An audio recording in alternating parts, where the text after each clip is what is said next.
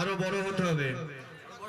Rainbow ক্লাবের পক্ষ থেকে রেনবো ক্লাবের সদস্য তরুণ কর্মকার মহাশয় নাটকটির মুক্ত হয়ে প্রত্যেককে 100 টাকা পুরস্কৃত করলেন।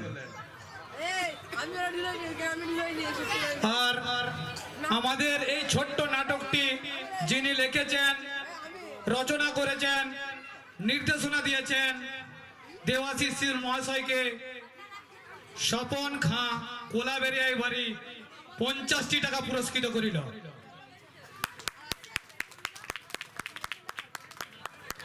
ধন্যবাদ।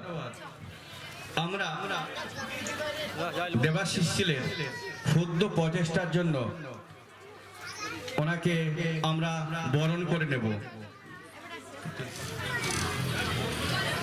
নাটকে মুগ্ধ হয়ে প্রতিটি শিশু শিল্পীকে প্রদীপ গোস্বামী 20 টাকা দিয়ে পুরস্কৃত করিল।